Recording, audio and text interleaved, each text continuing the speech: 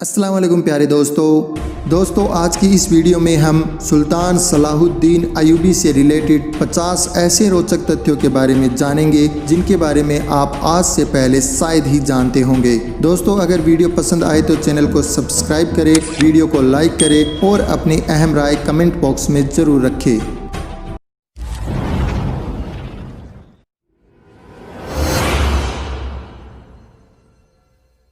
क्या आप जानते हैं कि इराक में पैदा होने वाले सलाहुद्दीन अयूबी ने ही बैतुल मुक़द्दस को फतह किया था। सलाहुद्दीन अयूबी ने ही दुनिया की सबसे आधुनिक सल्तनत की बुनियाद रखी थी। उनके जरिए स्थापित की गई अयूबी सल्तनत ने 100 सालों तक आधी दुनिया पर राज किया। इस सल्तनत की सरहदें मिस्र से लेकर सीरिया, तुर्की, यमन, हिजाज और अफ्रीका तक फैली हुई थी। सलाहुद्दीन अयूबी दुनिया का पहला हुक्मरान था जिसने सबसे ज़्यादा स्कूलों और अस्पतालों का निर्माण करवाया। उनके जरिए बनाए गए अस्पतालों में दुनिया के सबसे बेहतरीन डॉक्टर्स काम करते थे। आपको ये जानकर शायद हैरानी हो कि दुनिया का पहला शिक्षा बजट सलाहुद्दीन अयूबी ने ही पेश किया था। उन्होंने छात्रों के रहने के लिए हॉस्टल और कैंटीन की जिस परंपरा की शुरुआत की उसे आज पूरी दुनिया में इस्तेमाल किया जाता है। सलाहुद्दीन अयूबी ने जनता का पैसा कभी खुद पे खर्च नहीं किया, यहाँ तक कि उन्होंने अपनी ज़िंदगी में कभी रेशमी कपड़े नहीं पहने। इतनी बड़ी सल्तनत का मालिक होने के बावजूद सुल्तान सलाहुद्दीन अयूबी ने अपनी पूरी ज़िंदगी एक टेंट में गुजार दी। सुल्तान सलाहुद्दीन अयूबी को इतिहास का सबसे न्यायप्रिय बादशाह कहा जाता है। उनके दरबार में हर एक इंसान को आने की इजाज़त थी। सलाहुद्दीन अयूबी ने सप्ताह में 2 बार दरबार लगाने की जिस परंपरा की शुरुआत की उसे आज बहुत से देशों में इस्तेमाल किया जाता है। सलाहुद्दीन अयूबी की इंसाफ पसंदी का ये आलम था कि यहूदी और ईसाई भी अपने फैसलों के लिए उनके दरबार आते थे। सुल्तान सलाहुद्दीन अयूबी के दौर में मिस्र दुनिया के सबसे अमीर शहरों में से एक था।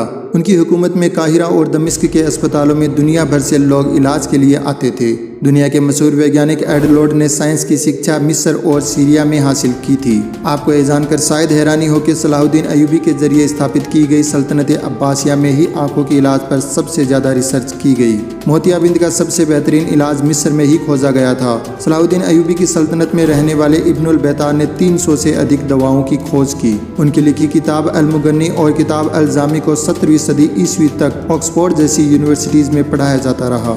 आपको यह जानकर शायद हैरानी हो कि सलाहुद्दीन अयूबी मिस्र और सीरिया के पहले सुल्तान थे। उन्हें इस्लाम का एक घोषित खलीफा भी कहा जाता था। बहुत कम लोग जानते हैं कि सलाहुद्दीन अयूबी ने ही बैतुल मुक़द्दस को फतह किया था। उन्होंने ही 1187 ईस्वी में सलेबियों को शिकस्त देकर मस्जिद अक्सा को आज़ाद करवाया था। सलाहुद्दीन अयूबी ने मस्जिद अक्सा को फतह करने के लिए 16 जंगें लड़ी। वो हर जंग में एक महराब अपने साथ रखते थे ताकि जब बैतुल मुक़द्दस फतह हो तो महराब को अपने हाथों से मस्जिद अक्सा में लगा सके। 1187 ईस्वी में जब उन्होंने बैतुल मुक़द्दस को फतह किया तो ये महराब उन्हीं के हाथों से मस्जिद अक्सा में नस्ब किया गया। दुनिया भर के खजानों के मालिक और आधी दुनिया पर हुकूमत करने वाले सुल्तान सलाहुद्दीन अयूबी के पास इतना भी पैसा नहीं था कि वो ज़कात अदा कर सके। वो अपनी सारी दौलत गरीबों और मिस्किनों पर खर्च कर देते थे। यही वजह है कि सुल्तान सलाहुद्दीन अयूबी कभी हज नहीं कर सके, क्योंकि इस्लाम में अपने खुद के पैसों से ही हज किया जा सकता है। सलाहुद्दीन अयूबी ने दुनिया की सबसे खतरनाक जंगें लड़ी। उन्होंने दुनिया की सबसे बड़ी सलेबी फौज को शिकस्त दी। इस फौज का अंदाजा इसी बात से लगाया जा सकता है कि इसमें दुनिया भर के 6 लाख ईसाई शामिल हुए थे।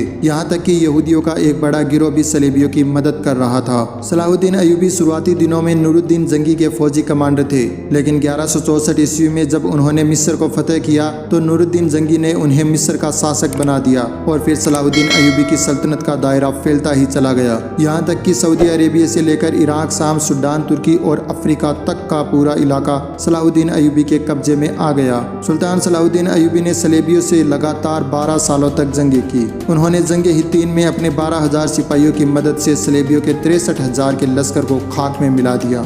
सलाहुद्दीन अयूबी के इंसाफ पसंदी के दुश्मन भी कायल थे। उन्होंने बैतुल मुक़द्दस को फतह करते ही ईसाइयों और यहूदियों के लिए माफ़ी का ऐलान कर दिया। उन्होंने ईसाइयों को न सिर्फ बैतुल मुक़द्दस की ज़ियारत की इजाज़त दी बल्कि उनके लिए खाने पीने और रहने तक का इंतज़ाम किया। सलाहुद्दीन अयूबी के इस इखलाक से यहूदी और ईसाई इतना प्रभावित हुए कि उन्होंने इस्लाम कबूल कर लिया। सलाहुद्दीन अयूबी के होते हुए किसी ने मुसलमानों की तरफ आँख उठाने की हिम्मत न की। यरूशलेम के बादशाह के भाई ने जब मुस्लिम हाजियों के काफिलों को लूटा तो सुल्तान सुल्तान सलाहुद्दीन अयूबी ने उसे सरेआम कत्ल कर दिया। सलाहुद्दीन अयूबी के जरिए आज़ाद करवाए गए बैतुल मुक़द्दस पर मुसलमानों ने 750 साल तक हुकूमत की, लेकिन 1948 में अमेरिका, ब्रिटेन और फ्रांस ने मिलकर फिलिस्तीन में एक यहूदी देश इजराइल की स्थापना कर दी और बैतुल मुक़द्दस के आधे हिस्से पर यहूदियों ने कब्जा कर लिया। 1967 में होने वाली अरब और इजराइल जंग में बाकी हिस्सा भी यहूदियों के हिस्से में चला गया। बैतुल मुक़द्दस मुसलमानों का किबला अव्वल था। मुसलमान इसी की तरफ मुँह करके नमाज पढ़ते थे। हज़रत मोहम्मद सल्लल्लाहु अलैहि वसल्लम ने यहीं से मेराज का सफ़र तय किया था और मस्जिद अक्सा में ही तमाम नबियों की इमामत की थी।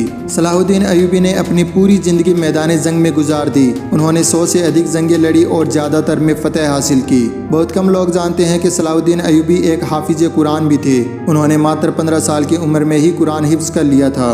सलाहुद्दीन अयूबी इराक के शहर तकरीद में पैदा हुए थे। ये वही शहर था जहां बाद में सद्दाम हुसैन जैसा शेर पैदा हुआ। सलाहुद्दीन अयूबी को इस्लामी इतिहास का हीरो कहा जाता है। मुसलमान सलाहुद्दीन अयूबी को आज भी इज्जत की नज़रों से देखते हैं। अगर एक मुसलमान होने के नाते आपको गर्व महसूस हुआ हो तो इस वीडियो को लाइक करें और शेयर ज़रूर करें। ऐसी और वीडियोस को देखने के लिए हमारे चैनल को सब्सक्राइब करें। अब मैं मिलता हूँ आपसे नेक्स्ट वीडियो में, तब तक के लिए खुदा हाफिज़।